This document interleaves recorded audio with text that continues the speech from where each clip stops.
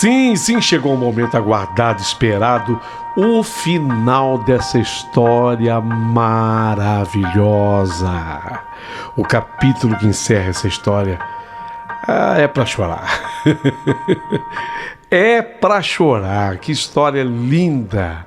Ô Lúcia, minha querida Lúcia, muito obrigado por ter escolhido o nosso canal para contar uma história tão linda quanto essa. Lúcia, tá tudo pronto, já vou colocar no ar. Tem uma coisa muito importante que eu quero dizer antes de começar a narrar essa história.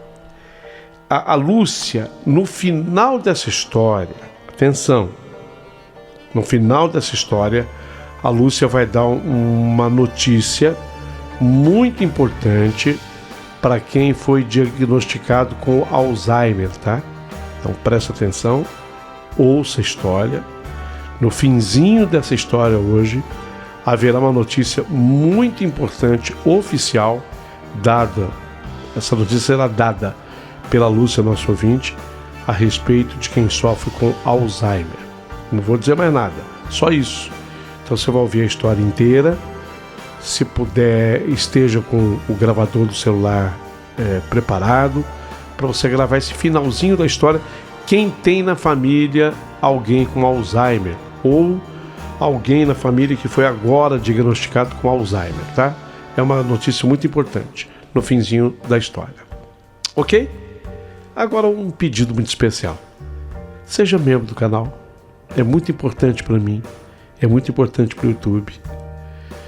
Mais do que isso, manda um valeu demais aqui pro canal. Abaixo do vídeo tem como se fosse uma linha do tempo do YouTube. E aí você vai encontrar a palavrinha valeu. Clicou no valeu, vem a opção de comprar um valeu e enviar para o canal. Faz isso com carinho, com amor, se você entender que o nosso canal merece. Se não entender dessa forma, a amizade é a mesma.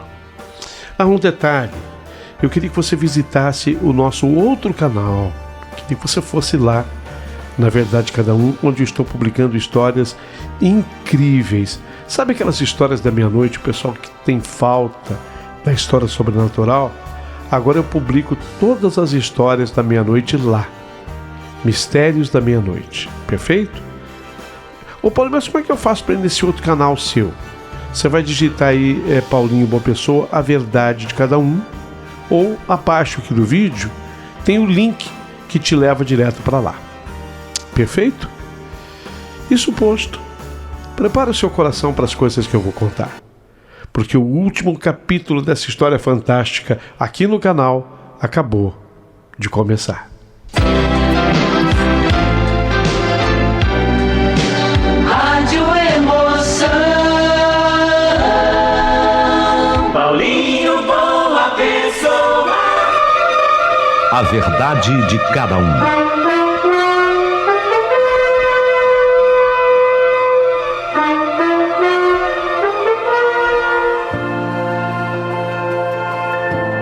Sabe, meu querido amigo Paulinho Boa Pessoa, naqueles dias eu já não era mais a mesma menina de antes. O vazio que o Marcelo deixou no meu coração parecia ter tomado conta da minha respiração. Eu tentava disfarçá-la em casa, mas a minha mãe percebia, lógico, mãe é mãe. Eu mal conseguia comer, eu passava longas horas fechadas no quarto, ouvindo o rádio, não mais como antes, mas ainda com esperança. Mas, sabe, a esperança de ouvir novamente a voz dele que nunca mais apareceu. Foi numa tarde, depois da última aula lá no colégio, que a professora Liliane pediu que eu a esperasse, por favor. Ela queria conversar comigo depois da aula, na sala dos professores. O meu coração gelou. Eu sabia que vinha algo sério. Então, eu fui lá depois da aula terminada. Lúcia, disse ela baixinho, eu fiquei sabendo pela sua mãe que você quase não anda se alimentando, minha querida, que você está precisando cuidar de você mesma. Eu percebi que na aula você anda triste e você é uma boa aluna, uma ótima aluna e caiu o seu rendimento. Eu baixei a cabeça, as lágrimas querendo escapar. E foi então que ela respirou fundo e completou. Sabe o que é? Eu sei que você deve estar gostando daquele rapaz. Você veio perguntar dele para mim. O locutor, o Marcelo Moreira. Eu falei para você que ele voltou para a terra dele. Mas não foi só por aquele negócio que ele não se adaptou, tristeza, saudade da família. Ele tinha uma namorada por lá, boba. Ele tinha uma namorada por lá e, ao que tudo indica, ele vai se casar em breve com ela. Então, sabe, você menina, toca a tua vida pra frente, vai!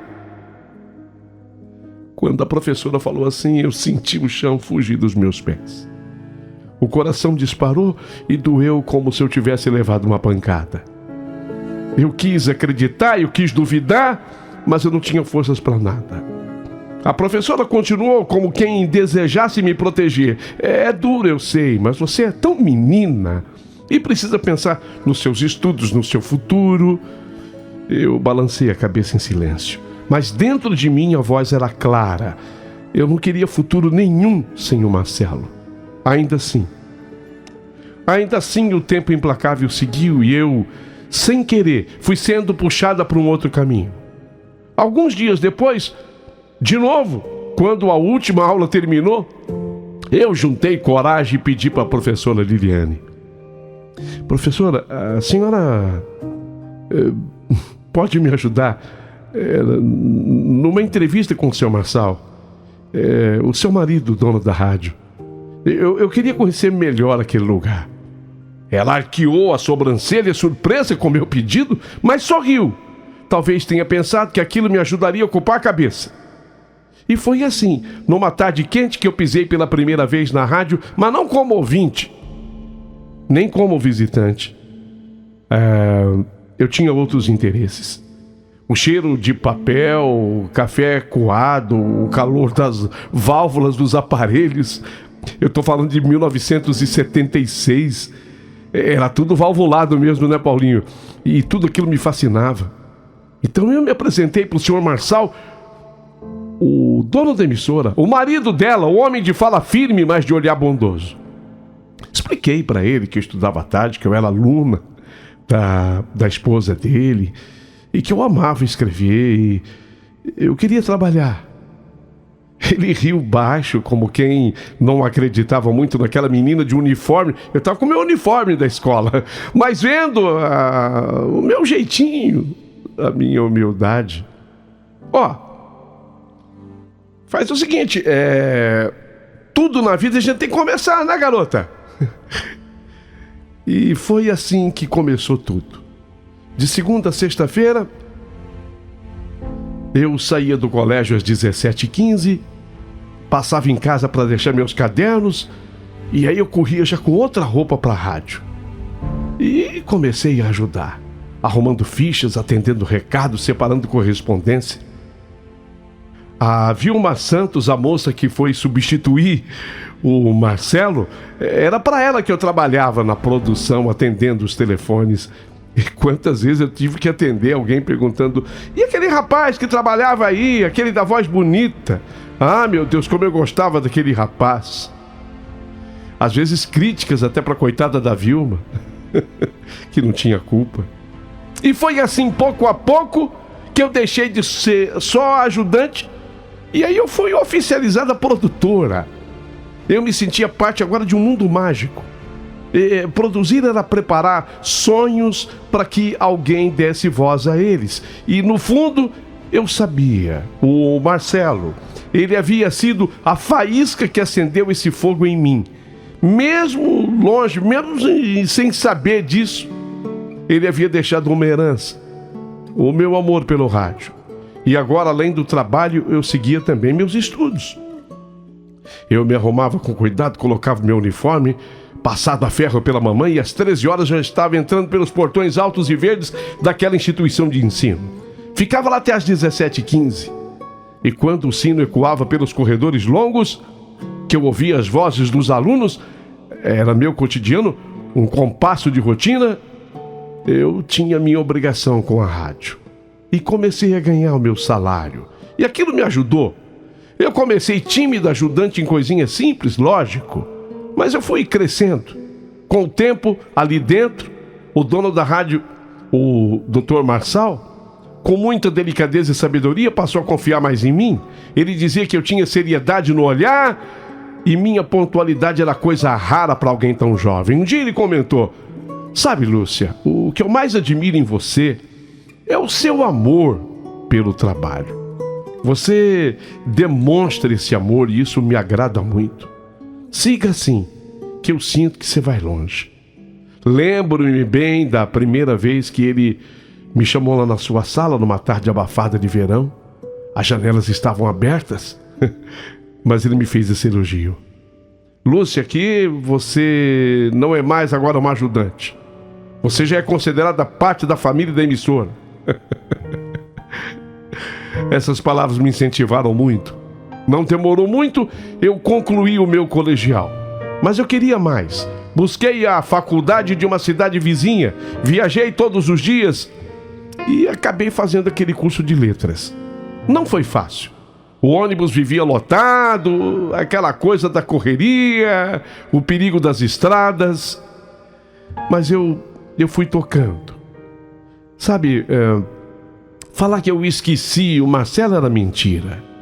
No entanto, naqueles anos, a distância que separava-me dele era mais de 1.200 quilômetros. Era muita coisa, sem internet, sem rede social. E até...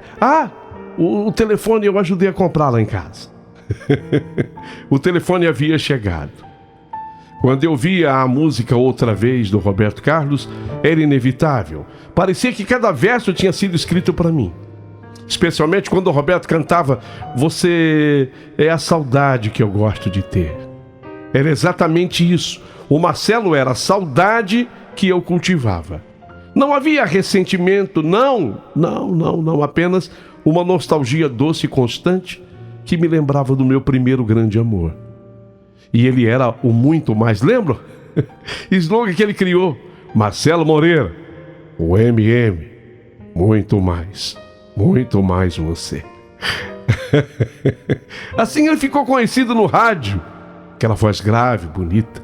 Para mim, ele continuava sendo o Marcelo, aquele que havia acendido em mim o gosto pela vida, pelo futuro e pela comunicação. Na rádio, a minha carreira até que deslanchou. Eu fui escolhida para assumir o jornal principal da emissora, Rotativa Matinal. Às 11 horas da manhã, era o xodó do dono da rádio. Era uma responsabilidade imensa, mas também um privilégio assumir aquele programa, gente. Cada vez que a luz vermelha acendia no ar, eu respirava fundo, ajeitava os papéis diante de mim e falava para milhares de pessoas que me acompanhavam do outro lado do rádio, como se eu fosse a Fátima Bernardes. Como se eu fosse essas apresentadoras famosas que a gente tem por aí. Era mágico e aos poucos eu conquistei o respeito, não só dos ouvintes, mas também das autoridades da cidade. A minha cobertura na Câmara Municipal ganhou destaque. Eu tinha que ir lá, sentava nas sessões intermináveis com os vereadores falando alto, batendo na mesa. Eu tomava nota de cada detalhe para noticiar. E foi lá que eu acabei conhecendo o Moacir. O Moacir, ele era vereador. Ele tinha 30 anos à época. Postura elegante, um jeito sério, mas sempre educado. Nossos olhares se cruzaram algumas vezes, até que começaram as conversas. Depois, as conversas viraram amizade, e da amizade nasceu algo maior. O Moacir se apaixonou por mim. E eu, já vivendo uma nova fase, concluindo a faculdade, eu gostei dele e deixei que esse sentimento crescesse dentro de mim também.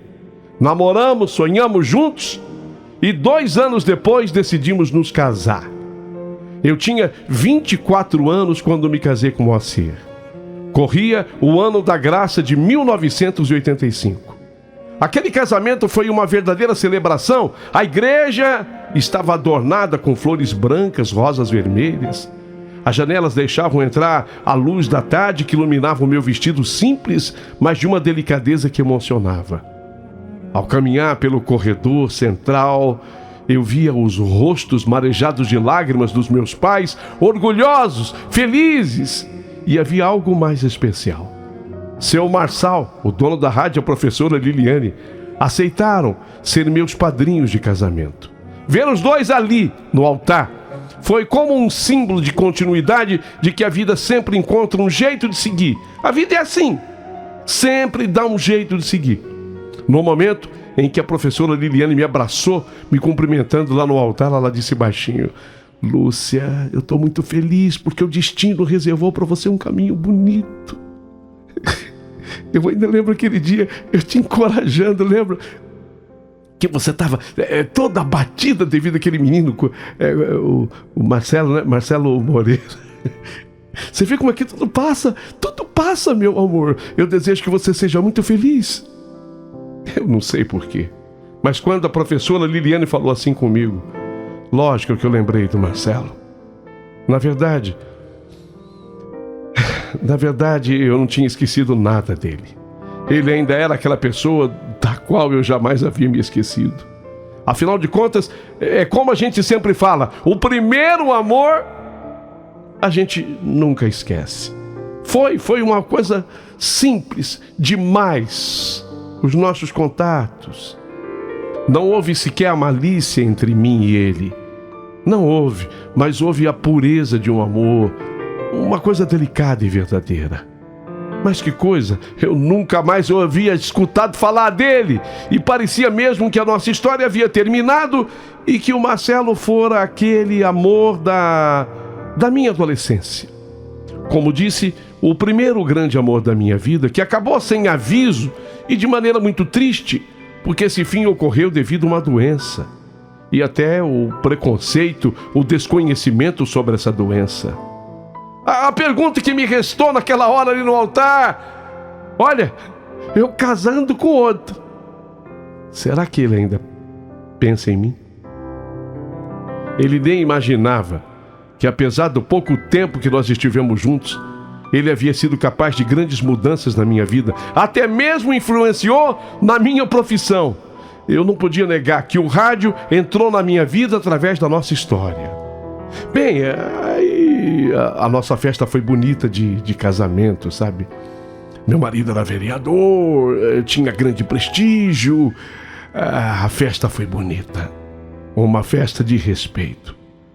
Sabe, marcou para mim, marcou a vida de tantos, a minha mãe e meu pai orgulhosos. Era a vida seguindo o seu rumo, costurando alegrias, curando feridas e me ensinando a cada dia que ninguém substitui ninguém. Apenas se acrescenta a chegada de novas pessoas.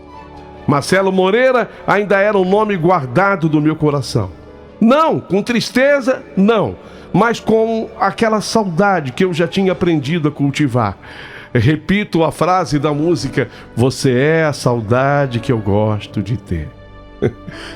2 anos depois, 1988, minha vida deu um outro salto. Aos 27 anos, me tornei mãe. Minha filha nasceu num amanhecer fresco de junho. Lembro-me do cheiro do hospital, da luz fria da sala de parto, da mão de Moacir apertando a minha e depois o choro forte que encheu o ambiente. Olhei para aquele rostinho minúsculo, delicado e senti um amor tão grande que parecia rasgar-me por dentro. Chamamos a nossa filha num acordo Ludmila, o nome que nós escolhemos. Nome escolhido com carinho e cheio de luz, como se fosse um presságio daquilo que seria as nossas vidas, de claridade, esperança e caminho. Conciliar a vida de jornalista e a maternidade, eu logo percebi que não era uma tarefa simples. De manhã, quando o relógio despertava cedo, eu tinha que correr para a rádio. Tinha que preparar o jornal para o ar às 11 horas da manhã. Começou a ficar apertado. Havia dias que eu chegava atrasada, eu não gostava, porque a Ludmila chorava e queria a presença da mãe. Mulher é mulher. No estúdio, eu apresentava as notícias com a voz firme, mas por dentro eu pensava: será que ela está bem? Será que ela está dormindo? Será que ela mamou? Como é que será que ela está? A minha mãe me ajudava nessas tarefas. Vó é vó, mas eu ficava preocupada. E quando eu ainda estava me ajustando a esse novo papel de mãe, a vida me trouxe uma outra surpresa. Antes da Ludmila completar o primeiro aninho, eu me descobri grávida de novo. Dessa vez era um menino. O parto aconteceu numa tarde chuvosa e eu estava cansada, mas quando ouvi chorar, a força voltou ao meu corpo. Nos primeiros minutos, Moacir perguntou: eu tô tão feliz, amor. Ele é lindo. E o nome? Eu, exausta, eu ia sugerir algo simples. Eu tinha pensado assim... Eu sempre gostei de Roberto. Eu ia sugerir, mas ele se antecipou. Marcelo, amor. Marcelo. Eu gostaria que fosse Marcelo. Eu adoro esse nome. Quando ele falou Marcelo, partiu do meu marido, eu senti um nó na garganta. Eu olhei para ele em silêncio. Moacir não sabia, não poderia saber da profundidade daquele nome dentro de mim. Ele escolheu por acaso, acreditando estar apenas honrando um nome bonito, porque Marcelo, de fato, é um nome lindo. Marcelo, amor. Mas eu sabia. Eu sabia que ele era o destino me pregando uma peça. Me lembrando de um amor que havia ficado no passado, mas que nunca saíra da minha memória. Não, eu não discuti. Sorri, ainda com lágrimas escondidas, e deixei que fosse assim. Meu filho se chamaria Marcelo. Caramba. Partiu do meu... Se tivesse partido de mim, seria uma coisa, mas partiu do meu marido. Marcelo. Virou Marcelinho. Com 2 crianças pequenas em casa, o rádio foi ficando distante de mim. Eu tentei insistir no início, tentei ser a mulher que não abandona sua carreira, mas foi impossível. Ludmila dava os seus primeiros passos, Marcelo ainda mamava no peito e eu já não tinha forças para dar conta de tudo isso. Foi então que, com o coração dividido, eu falei com o seu Marçal. Ah, seu Marçal, eu amo tanto o que eu faço, mas eu vou ter que me afastar da rádio. Ah, não faz isso. Então, sei lá, assume pelo menos o programa da noite. Não, seu Marçal, as crianças me dão muito trabalho. Foi com lágrimas nos olhos que eu entreguei as chaves da minha sala nas mãos do seu Marçal. Senti que eu estava deixando para trás um pedaço de mim mesmo, porque eu havia me apaixonado pelo rádio. Mas, ao olhar para os berços e para os olhinhos inocentes dos meus filhos que me buscavam, eu sabia que era ali em casa que eu precisava estar. Enquanto isso, o Moacir crescia cada vez mais na política. Ele acabou eleito presidente da Câmara Municipal daquela cidade. E seu nome começou a ser cotado como futuro candidato a prefeito. Ó, jura, amor? Sabe, o pessoal do jornal local, da rádio, os vizinhos começaram a falar. O próprio prefeito, que era o prefeito daquele momento, começou a apoiar. Era ele que teve a ideia. Ele precisava de um sucessor. E o sucessor seria o Moacir. Eu o admirava, claro, sentia orgulho do meu marido. Mas dentro de mim havia uma voz pequena, silenciosa, que me lembrava do preço que eu estava pagando. A minha carreira interrompida, o meu sonho adiado, mas tudo tem um preço. Não me arrependo das escolhas que fiz, mas eu confesso, a saudade da rádio, a lembrança do Marcelo Moreira, o MM, o muito mais você, o locutor, o primeiro amor. Essas lembranças ainda me acompanhavam como sombra e luz. Às vezes, embalando meu filho no colo, o Marcelinho, eu me perguntava se aquele outro Marcelo, o verdadeiro, estaria feliz. Será que ele casou? Deve ter casado. Será que ele tem filhos? Deve ter. Será que ele ainda usa aquela voz bonita em alguma rádio? Lógico que usa. E a epilepsia? Eu já tinha pesquisado tanto a respeito, sabia que não tinha cura, mas que ela podia ser tratada. E é lógico. Foi uma tremenda ignorância do papai achar que se passava a epilepsia. Eu já tinha descoberto a essas alturas que isso era impossível. Era assim que a vida seguia, feita de conquista, de renúncia e de lembranças que não morrem nunca.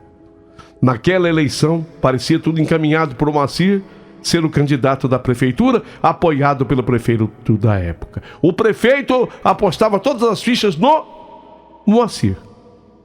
Ele chegou a iniciar a campanha e eu mesmo acabei me envolvendo em algumas atividades, ajudando como podia, acreditando naquele projeto que também era um pouco meu. Mas a política, Paulinho, política é um campo traiçoeiro demais. Se é! Moacir sofreu uma rasteira daquelas que deixam marcas profundas.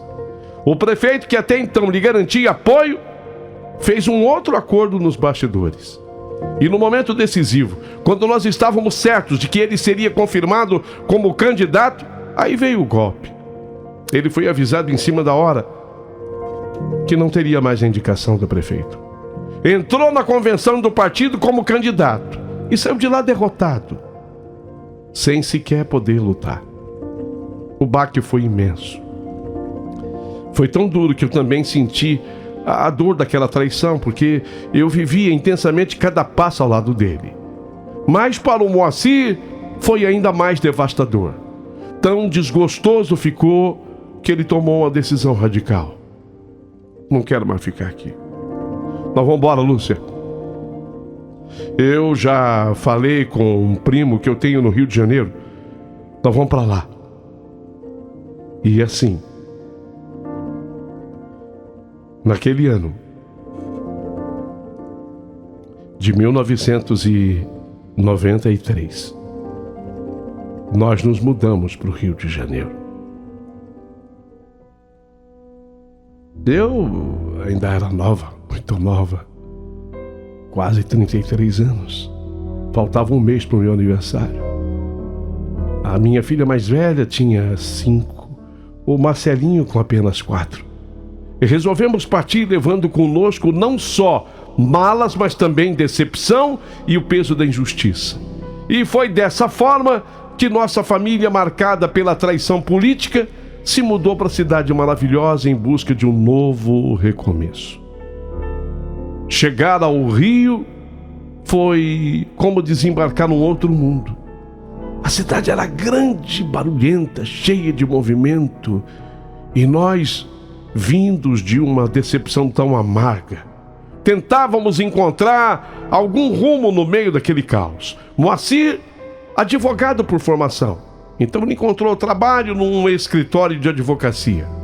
Era uma rotina diferente da qual ele sonhava para si, mas no fundo eu sabia que ele nunca quis passar os dias mergulhado em processos, papéis e petições. O que ele amava de verdade, o que movia a vida dele, era política, era outra coisa. Era estar no palanque, era ouvir o povo, sentir a vibração das campanhas. Mas tudo isso havia ficado para trás e enterrado junto com aquela traição. Aos poucos eu comecei a perceber a mudança nele. Aquele Moacir cheio de energia, de sonhos que eu conheci, foi se tornando um homem frustrado, cansado, amargo. E depois do expediente, ao invés de voltar para casa, ele passou a frequentar o tal do Happy Hours. Happy Hours. Colegas do escritório. Bebia uísque e cada vez mais. Quando eu chegava em casa já era tarde e trazia no corpo o cheiro do álcool que trançava as pernas. Muitas vezes ele chegava além do perfume do cheiro do uísque, que eu até gostava no início, depois passei a odiar. Ele chegava com outros perfumes que não eram os meus. Eu sabia. O Moacir começou a se envolver com outras mulheres no Rio de Janeiro. Fingíamos não ver, fingíamos não falar, mas a dor estava ali, corroendo cada pedacinho do meu coração. Enquanto isso, eu me dedicava inteiramente às crianças. Nossa filha, a mais velha, o Marcelinho, 1 ano apenas de diferença, exigiam muito de mim, todas as horas do meu dia. Longe dos meus pais, sem a rede de apoio que eu tinha antes, eu fui me tornando também uma mulher frustrada. Eu havia abandonado a minha profissão e no Rio retomar a minha carreira na minha área era quase impossível. Cidade grande, tudo é difícil, tudo é diferente. Eu apenas era ouvinte de rádio por lá. Ainda mais com 2 filhos pequenos nessa época de solidão. Quando a casa já estava em silêncio, eu recorria a um velho hábito. Colocava para tocar aquelas músicas de 1976. As mesmas que embalavam a minha juventude, quando eu vivi uma linda e intensa história de amor com o M.M., o Marcelo Moreira. Muito mais você. Eram notas que me levavam para trás, para dias que meu coração batia leve, sem amarguras e sem arrependimento. Às vezes, em meio às lágrimas, eu me perguntava: onde estaria o Marcelo? Com quem teria ele seguido a vida? Eu nunca mais ouvi falar dele. Era nesses instantes de dor profunda que eu voltava a me interrogar. Pensava comigo: se eu pudesse voltar no tempo, eu teria feito tudo tão diferente. Não teria tomado as decisões que tomei. Eu não teria aberto mão de mim mesma por caminhos que, no fim, me deixaram vazia.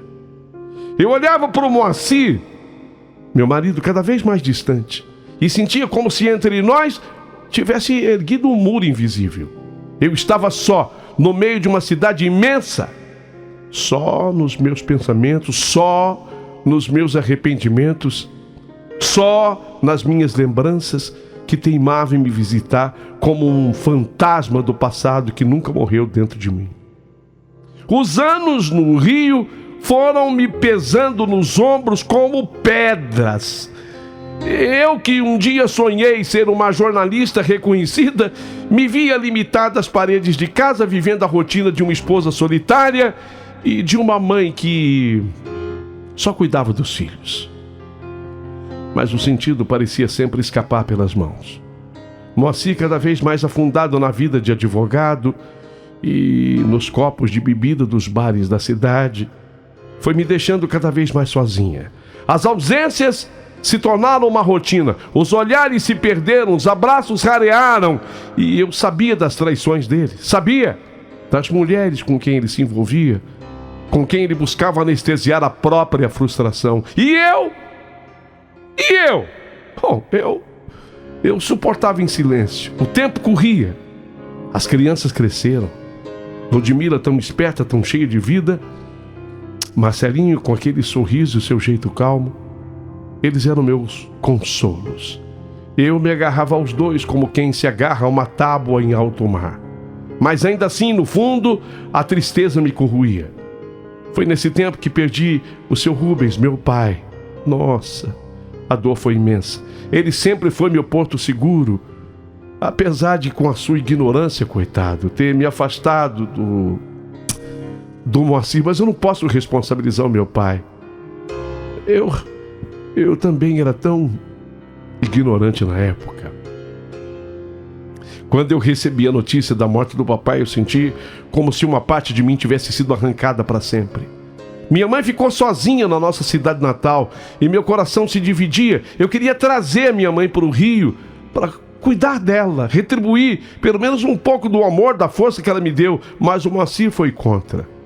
Disse que a minha mãe não se adaptaria à cidade grande, vai ser um peso para ela e um peso nas nossas vidas. Não, Lúcia. Deixa tua mãe lá. Lá ela tem as irmãs dela, ela tem a família. É melhor lá. Eu ouvi aquilo como uma punhalada. Mais uma vez eu abri mão do que eu queria. Mais uma vez eu engoli seco e segui em frente. A vida é assim, né? A gente vai engolindo sapo. Minha mãe ficou sozinha e eu carreguei essa culpa comigo. O tempo não perdoa. Passaram-se 24 anos desde a minha chegada no Rio de Janeiro. Eu tinha chegado a 56, eu estava a fazer 57 anos. Um dia me olhei diante do espelho, me vi com aquelas marcas profundas de ruga no rosto, cabelos que começavam a se render ao branco. Ludmila, já uma mulher feita, trabalhando, namorando, noiva, sei lá. De vez em quando ficava morando lá no apartamento do namorado. O Marcelinho também, chegando aos seus 25 anos, cheio de planos, também tinha uma namorada. Quer saber? Eu preciso cuidar mais de mim. Porque dentro de mim a ferida só aumentava. Eu já não suportava mais. Moacir não mudou. Pelo contrário, piorou. Continuava com as suas inúmeras traições, com seu jeito distante, como se eu fosse apenas parte da mobília da casa. Ele se adaptou bem à história da grande cidade do Rio de Janeiro. 20 e tantos anos de frustração. Desde a minha chegada ao Rio de Janeiro, eu jamais fui feliz. E foi então que eu tomei uma decisão, uma das mais difíceis da minha vida. Eu olhei para mim mesmo e percebi que se eu não fizesse algo, eu acabaria me perdendo de vez. 56 anos. Não. Eu acho que é hora de dizer não para a tristeza. Havia apenas dor naquele casamento. Eu não suportava mais viver daquele jeito, daquela forma. E foi assim que, com o coração pesado, eu decidi me separar do Moacir. 56 anos eu decidi que eu não queria carregar aquele peso. Eu precisava me reencontrar, me libertar, ainda que fosse tarde demais. Alguém me falou, mas agora você é louca, depois desse tempo todo? Ah, não. Agora aguenta. Não. Não é agora aguenta. 56 anos, vai. O que você vai fazer? Me separar. E me separei do Moacir foi um ato de alívio imediato. Como muitas vezes as pessoas pensam, eu pensei também. Não foi como abrir uma porta de uma prisão e sair correndo para a liberdade. Não foi assim. É sempre doloroso. E você vai sofrer. Eu sofri mais ainda. Foi como arrancar uma parte de mim mesma que, embora já tivesse apodrecida, sabe, ainda fazia parte do meu corpo. É duro. Eu acho que essa imagem define bem. É como que se... Vamos colocar um dente que não tá legal. Você entendeu? O dente já foi. Mas tenta arrancá-lo. Você fala, vai ser um alívio arrancar. E aí você dá um jeito de arrancar ele em casa. Fica uma dor depois. Você fala assim, mas por que eu fiz isso? Devia ter deixado o dente aí. O casamento, quando ele tá ruim, é assim. Não tem mais nada. Tá aquele dente... Desculpe eu usar a expressão. Tá aquele dente podre. Mas aí você arranca, fica aquela dor. Ai, eu não devia ter arrancado. Quer dizer, eu não devia ter me separado. Mas quando um casamento perde o sentido, mesmo quando o amor não existe, ainda há laços invisíveis que nos prendem. Eu acho que é o hábito, o costume, a vida construída, as memórias, os filhos.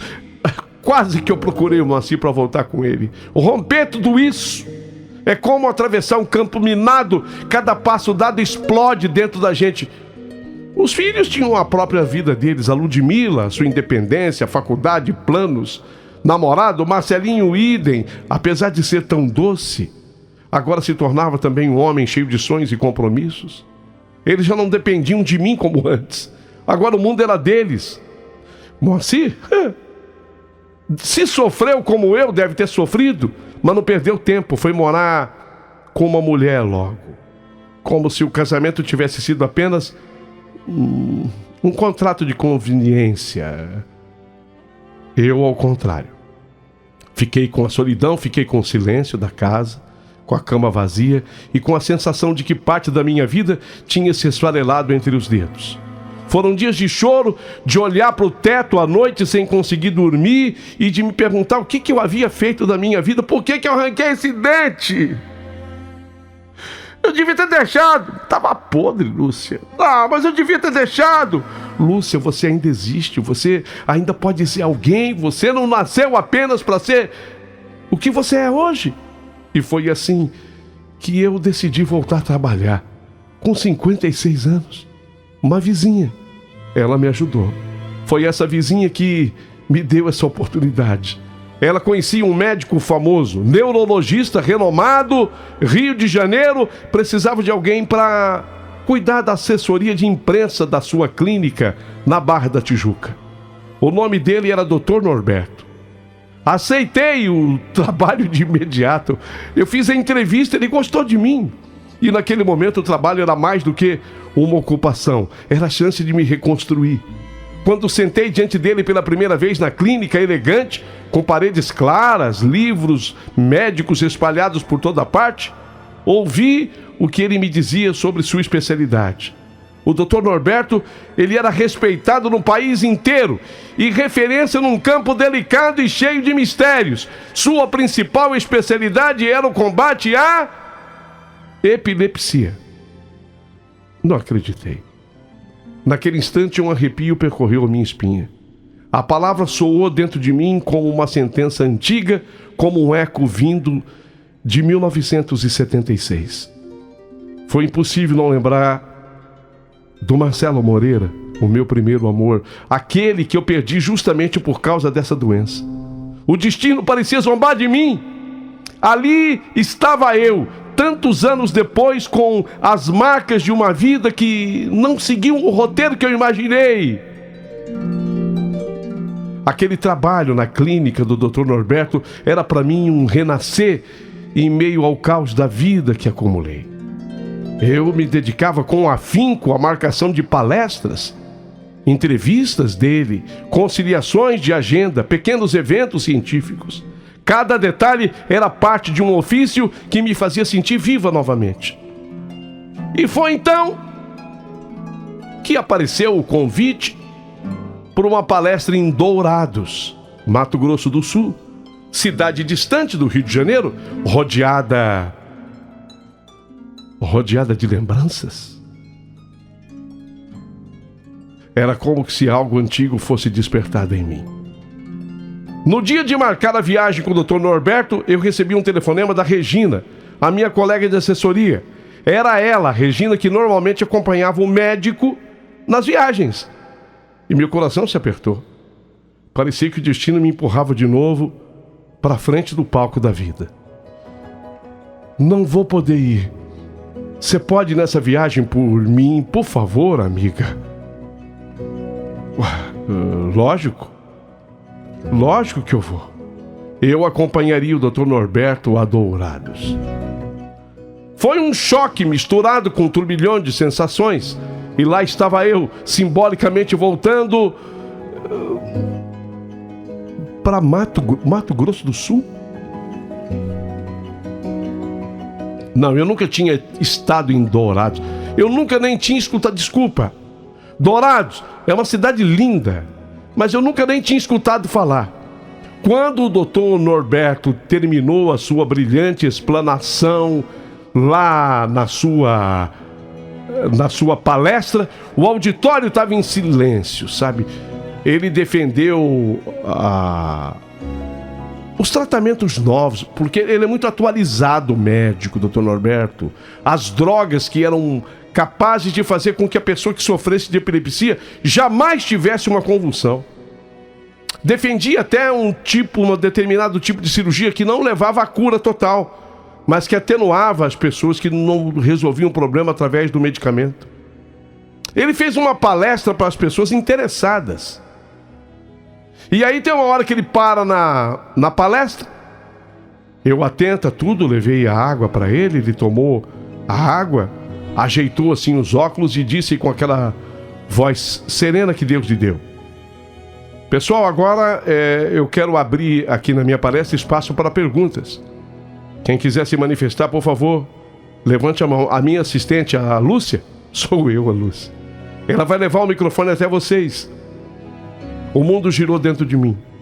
Era a primeira vez que eu participava de uma palestra dele, fora do Rio, pelo menos. A primeira vez que eu carregava comigo aquela responsabilidade. Segurei o microfone sem fio com firmeza, tentando esconder um leve tremor nas mãos. Eu sei lá porque eu estava emocionada. Então eu caminhei entre as fileiras, uma moça ali, aquele senhor ali, um senhor de jaleco branco, médico local, queria fazer uma pergunta. fez uma pergunta pertinente, inteligente. A outra moça, estudante de enfermagem. E aí eu fui atendendo as pessoas. Eu não sei explicar o que aconteceu comigo naquele momento. Lá pela 11ª, 12ª, 13ª pessoa, ele ergueu a mão, com a barba. Eu não o reconheci. Eu me aproximei. Eu entregava um microfone para a pessoa fazer a pergunta. E quando ele falou: Dr. Norberto, eu queria fazer uma pergunta para o senhor sobre essa nova droga que o senhor acabou de falar. Eu sofro com esse problema de epilepsia desde o meu nascimento. As drogas me ajudam demais. Eu tenho controlado a minha doença. Mas com essa droga me empolguei ainda mais. O senhor poderia esclarecer, por favor? Meu nome... Marcelo Moreira. Eu quase desmaiei. Eu não precisei ouvir o nome, não. Eu não precisei escutar o nome, não, porque quando ele começou a abrir a voz e falar, eu tive a certeza absoluta de que era ele. Me belisquei, era um sonho. Não, não era. Era uma miragem provocada pela saudade ou pelo cansaço da viagem. Não, não era. Era ele, com o mesmo porte altivo, os ombros largos, o olhar que atravessava qualquer distância. Havia rugas no rosto, é verdade. A barba um pouco branca, um pouco preta, os cabelos também assim grisalhos. Eu senti minhas pernas falharem, o microfone quase que escorregou da minha mão.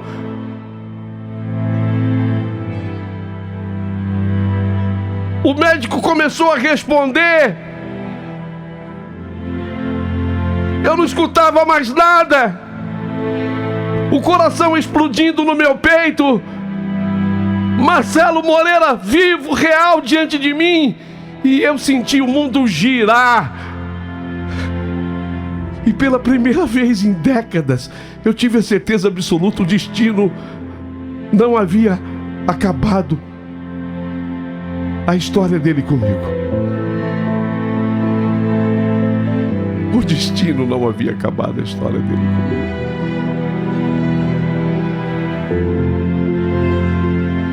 Eu queria ter ficado ali com ele, mas havia outra pessoa erguendo a mão.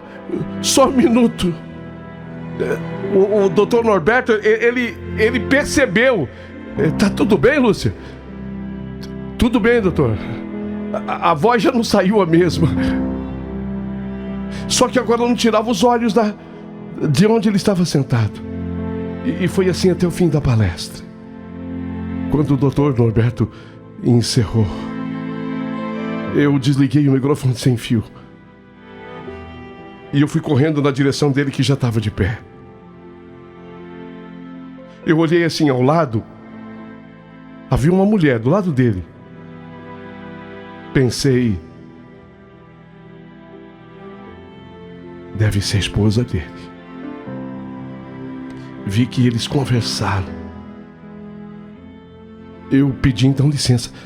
Com licença? Pois não? Você não está me conhecendo? Desculpa.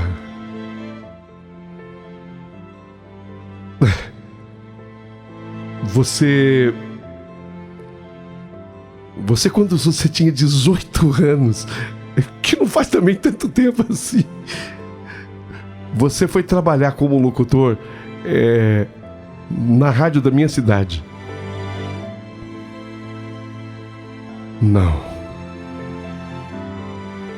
Não foi sim. Não, eu tô dizendo não pra mim mesmo. Porque agora eu tô te reconhecendo. Você é a Lúcia? A Lúcia da bicicleta?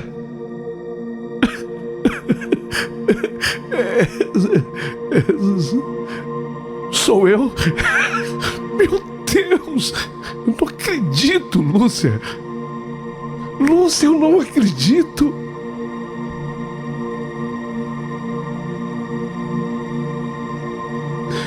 Posso te dar um abraço? Eu olhei para a mulher que estava do lado. Eu falei, pode? E ele me abraçou. Ainda timidamente eu correspondi ao abraço, e o medo da mulher que estava do lado foi quando ele me disse: a Creuza, minha irmã. Sua irmã? Nossa! Que alívio! Eu não disse, mas eu senti. Que alívio! E o destino? E o destino nos colocava frente a frente e num abraço. Eu ainda pedi uma licença a ele, porque eu deveria assistir ao Dr. Norberto naquele momento de atendimento de dúvidas finais, de pessoas que não têm coragem de fazer pergunta na hora com o microfone. Ele dispensou a irmã e disse que me esperaria. E quando ele disse que me esperaria, eu pego essa palavra para dizer que nós esperamos um ao outro. Eu tinha 15. Agora eu tinha 56. Ele tinha 59 anos.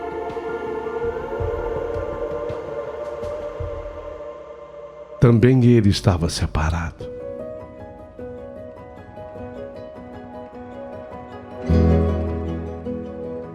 Não foi imediatamente, mas agora tínhamos a internet, os contatos, o nosso namoro. O nosso namoro que recomeçou, as idas dele ao Rio de Janeiro. Eu o apresentei para os meus filhos, ele me apresentou para os filhos dele. Exatamente nisso éramos iguais. Ele também tinha um casal. E pasme, se eu tinha um Marcelo, mas eu expliquei para ele que foi coisa do destino, meu marido que escolheu o nome. Ele tinha uma Lúcia. Era a primeira filha dele. Só que a Lúcia foi ele que escolheu. A mulher apenas acrescentou Helena, na homenagem à mãe dela. A mãe da mulher dele chamava-se Helena. Então a menina, a filha dele, chamava-se Lúcia Helena.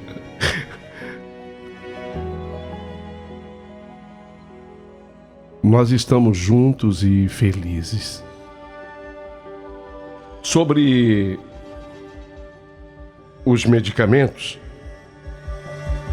ele está usando os medicamentos do Dr. Norberto. O Dr. Norberto, eu continuo trabalhando com ele, porque ele deixou Dourados e se mudou para o Rio de Janeiro. Está aposentado. Hoje ele trabalha num estúdio aqui do Rio de Janeiro gravando comerciais. Temos uma vida que eu posso chamar de uma vida feliz, graças a Deus. Mas eu fiz questão de hoje escrever para você, meu amigo Paulinho Boa Pessoa, para mostrar como é que a vida da gente dá